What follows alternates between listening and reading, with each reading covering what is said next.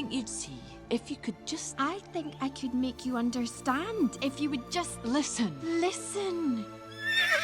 They are in completely different places, both literally, geographically, but also here and here. And I love that they both finish the conversation saying, if you would just listen. Listen. And so often in conversations, we want to be heard, but not to hear. Right.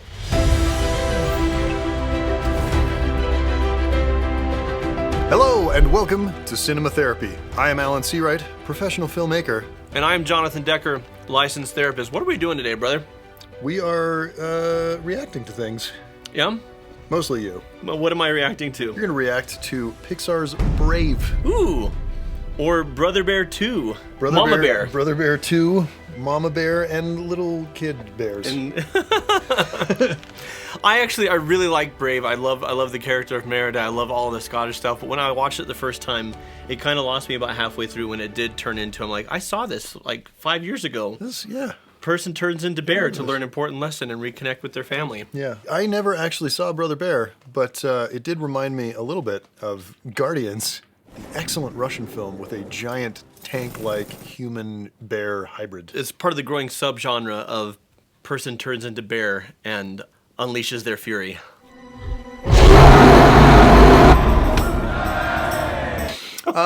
There's some very interesting familial relationship dynamics, especially mother-daughter stuff. So Merida is a princess, Scottish princess. Her parents wish to marry her off. She wants to...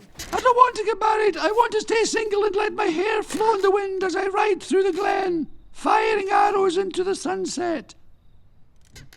That about sums her up. So let's dive in. Mom does not approve of her wild ways and wants her to be a proper lady. Yes. A princess must be knowledgeable about her kingdom. She doesn't doodle. I love that her doodle is a doodle of her holding a doodle. That's a C.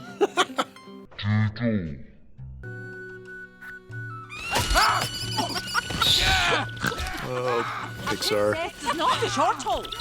Not chortle. Doesn't stuff her gob. Rises early. Is compassionate. Patient. Cautious. Clean. And above all, a princess strives for, well, perfection. But every once in a while, there's a day when I don't have to be a princess. Her hair is so incredibly animated. Her hair is... it breaks the laws of physics in a way that only Scottish hair can. So her mom is doing what a lot of parents do, which is they want the best for their kids, and then they ignore what the kids are actually saying, this is what I need. Yeah. Right? Well, and I mean, how relatable is, her mom is almost sort of your stereotypical, like, helicopter overachiever mom, right? Like, do this, do this, do this, be perfect at it, get the best grades, get into Harvard. Well, and what we see a lot of with parents is my identity is wrapped up in who my kid becomes. Right. And so if my kid has these grades or is the star quarterback or does this or that, then I am a success. Mm-hmm. And what ends up happening is the kid doesn't really have a choice in who they want to be and what they want to do with their life. It's all about fulfilling the parental expectations. So parents, if you're watching, your kids are going to figure out who they are. And if you want to be an awesome parent, you got to let them. You got to let them figure it out and support them on the journey. Now, you can give them a little nudge. You can give them a nudge. You can give them boundaries. If they're saying, if they're in 7th grade and they're saying, I want to drop out of school and I want to, and they, by all means, like, be a parent. But as you're guiding them to adulthood, let them be them and let them figure themselves out. And that's not what she's doing. What do you expect us to do? Call off the gathering. Would that kill them? You're the queen. You can just tell the lords the princess is not ready for this. In fact, she might not be ready for this. So that's that. Good day to you. We're having a conversation between these two characters where they're each... I understand this must all seem unfair. Even I had risen. She's talking to herself, and then she's talking to her husband instead of Merida. Who's role-playing as Merida. Yeah. I don't want my life to be over. But it's... I want my freedom. But are you willing to pay the price your I talk a lot about editing on this show. I do a lot of editing. Try to see what I do. And this is a very obvious case of, we're cutting between two completely different scenes, and so it's obvious editing, right? And getting obvious editing to land is so much harder Stand if you would just listen. because you're paying attention to it. But you're meant to. You're meant to. And one of the things, I'm going to go on a little filmmaking rant here. We love it when he does that. Don't we all? It's great. The editing in this film in particular, that scene, that's really, really tough. Intercutting between two scenes and making it play like one, you're completely different lighting, completely different scenes and backgrounds, and it can feel really jarring, even if you get the timing right. If the angles are off, it can be very, very jarring. Or simply, like you're saying, the fact that you're in two different geographic locations. But this is actually driving home a thematic point, which is they want to communicate with each other. But they're in completely different places. But they are in completely different places, both literally, geographically, but also here and here. And I love that they both finish the conversation saying, if you would just listen. Listen. And so often in conversations, we want to be heard, but not to hear. Right. And we expect the other person to listen to us. And then when they don't, instead they come at us with, well, you need to hear my side of things, and you need to consider this or consider that. We're just like, how dare you? How rude. And we don't even see we're doing the exact same thing. And that is a major flaw in communication. And we'll talk about how they mend it, how they connect, and healthy communication. This is a good movie for healthy communication. It is great for that. If you're digging this episode, but you want it without the commercials and you want more of the delicious goodness that we seek to provide for you, Interesting flavor. we have a low-cost membership site where you will find commercial-free director's cut episodes from our show, relationship courses that I have created to help you with your relationships, growth guides, live watch parties, Ask the Therapist Q&As, all sorts of cool stuff. So check out this link to visit our Cinema Therapy Heroes membership site and learn more, because I think you're really going to dig it. So you can be your own cinema hero, superhero. Sophie, Why does he laugh every time I try to pitch something? because you're terrible at it. What?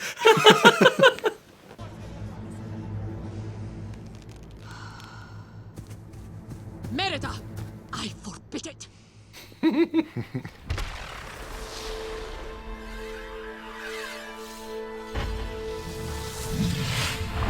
Animation of that super slow-mo. And the sound design. I can't remember what it's called, the Archer's Paradox, I think, where the arrow wraps around the bow like that. That's a real scientific thing. But it's just beautifully done. That is very Robin Hood, Prince of Thieves.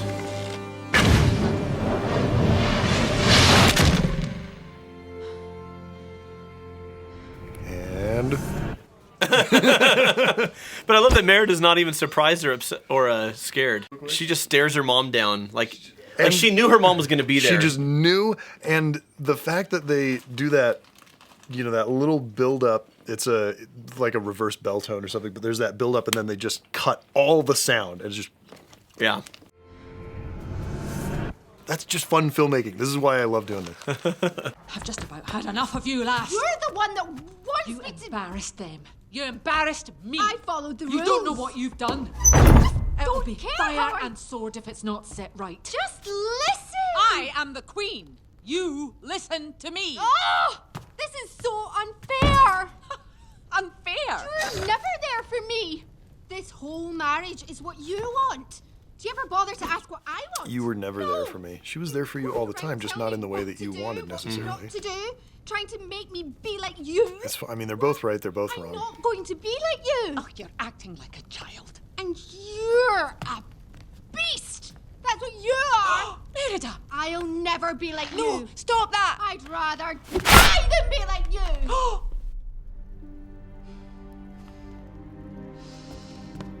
Merida, you are a princess. And I expect you to act like one. You break my thing, I'll break yours. Yep. Merida! Merida!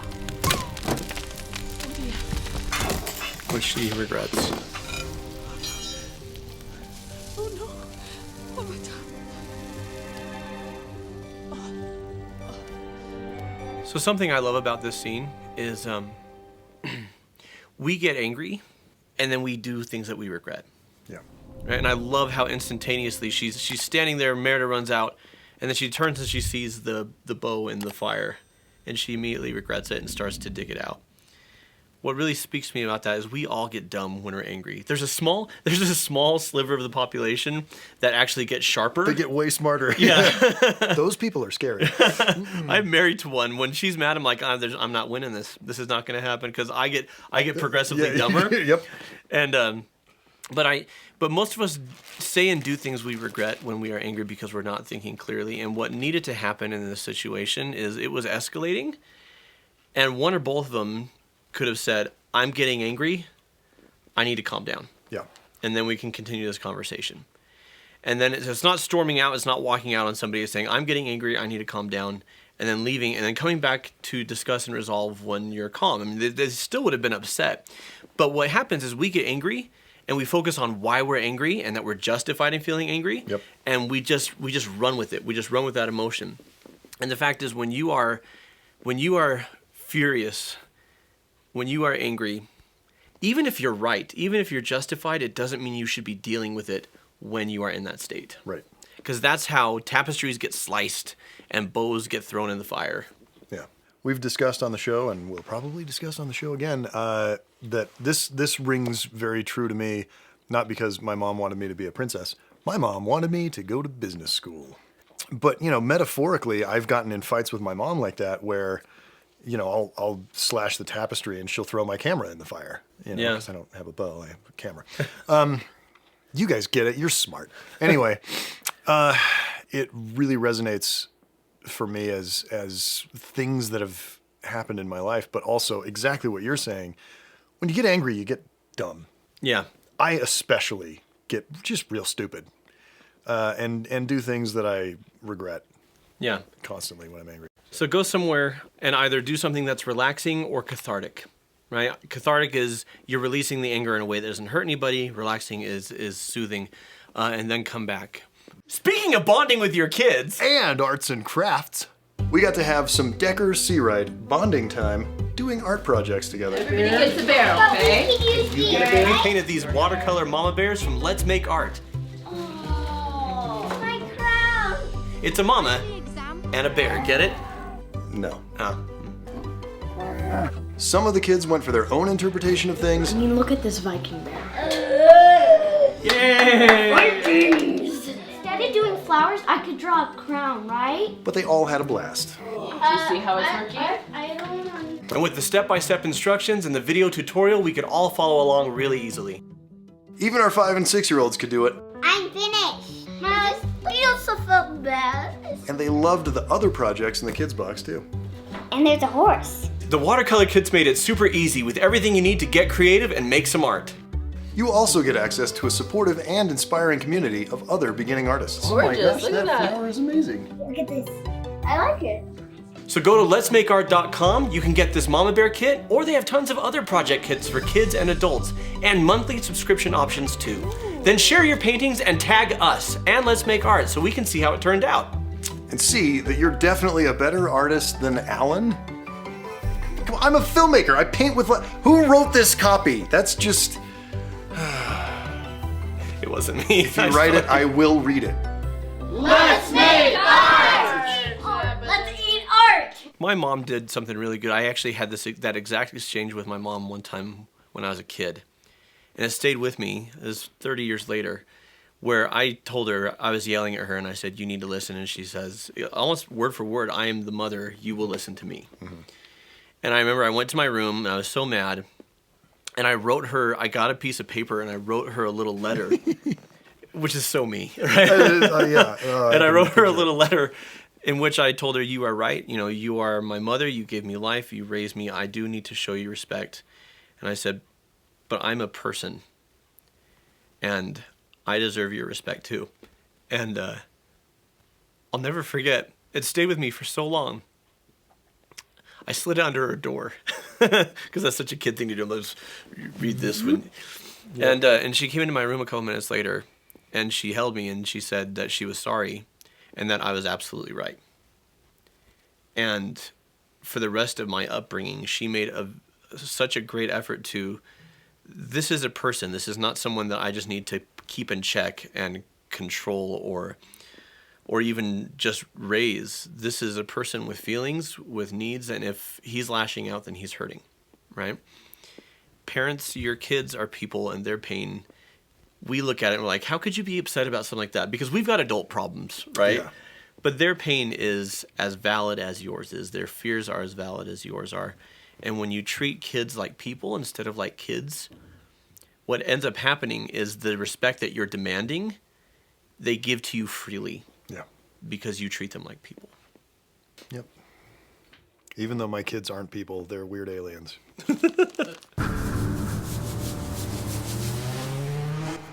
Oh, that scaffy witch gave me a gammy spell. It's the most Scottish phrase that's ever been said. I didn't ask her to change you into a bear. I just wanted her to change you.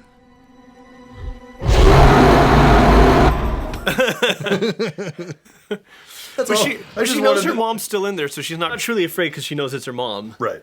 That's why she just kind of stands there and lets the roar like blow her hair back. And like, I mostly just wanted to see what your reaction would be to Scaffy Witch gave her a gammy spell. I have no commentary because you nailed it. That is the most Scottish phrase that ever Scottished. It's Scottish the hell out of itself. Here we go. My mom feels hopeless. They only have one more day before the spell becomes permanent. And not only does it become permanent, but her mom fully becomes a bear. Like her identity, her soul is no longer there, her consciousness. Yeah.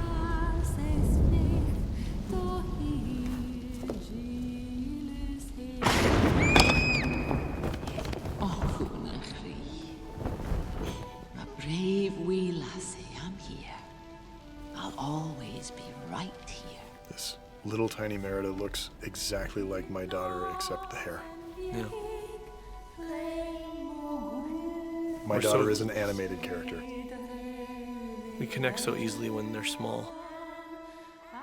They grow older, they want to establish their independence, and there's a natural pushing away that often happens. Yeah.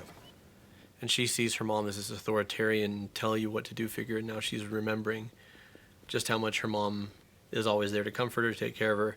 And that is her exact accusation is, you are not there for me. Right.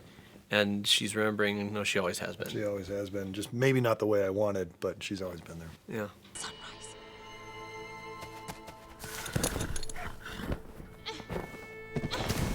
And here she's tried to mend the breach and fix the spell. And because the idea is you mend what was broken and the spell will be undone. And they take it literally, but what's really broken is not the tapestry, it's the relationship. Yeah. And they have to do it before sunrise, and as the sun comes up, it's not working. It's not working. And now her mom's gone. It's just a bear. I don't understand.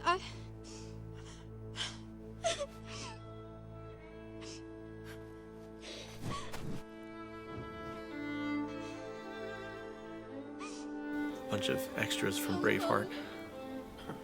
I'm sorry. Just painted with wood. This is all my fault. I did this to you. To us.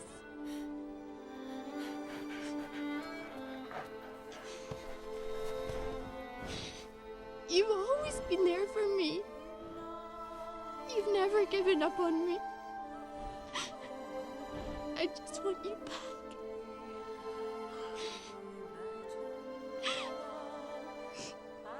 I want you back, Mommy.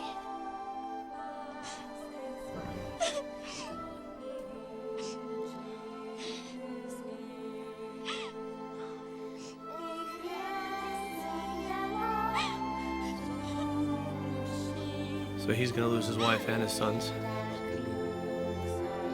to beardom. I love you.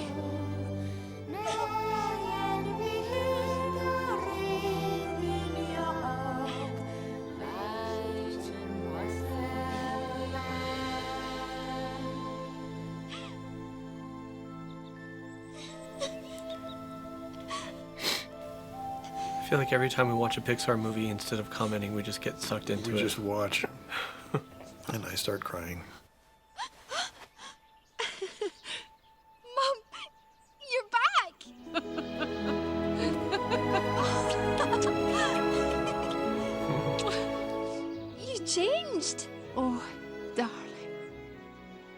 We both have. Eleanor!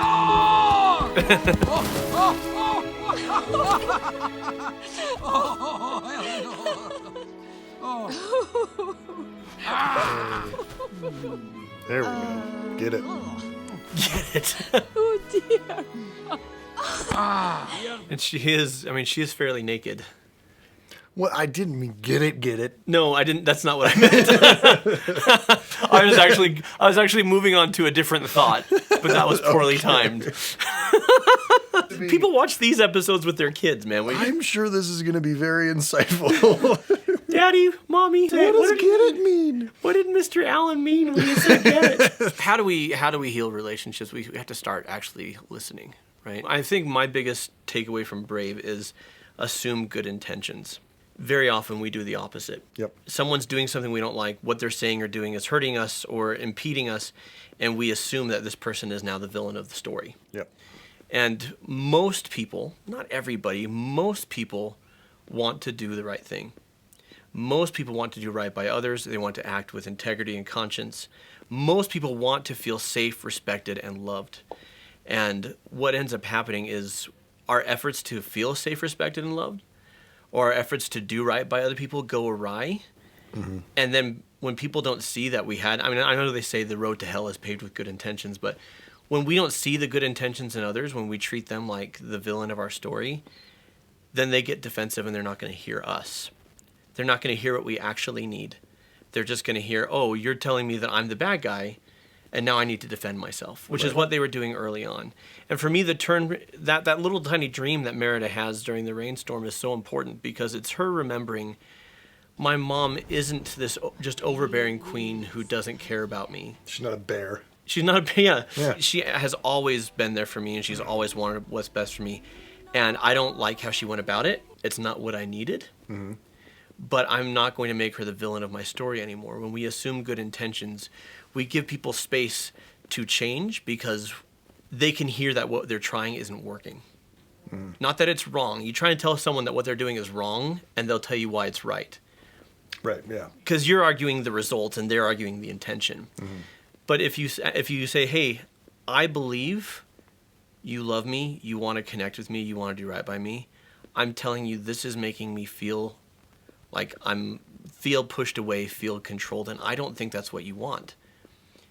So what you're going for is not working. And people are far more likely to listen when they're not the bad guy of the story. Right. And when she stops, when she says you've changed, no, we both had, because the mom saw Merida as the bad guy, right? I mean, absolutely. I mean, she was a snotty little kid, like being all. Yeah, I get it where she's coming from. Yeah, you're just a brat. You're just a disrespectful little brat.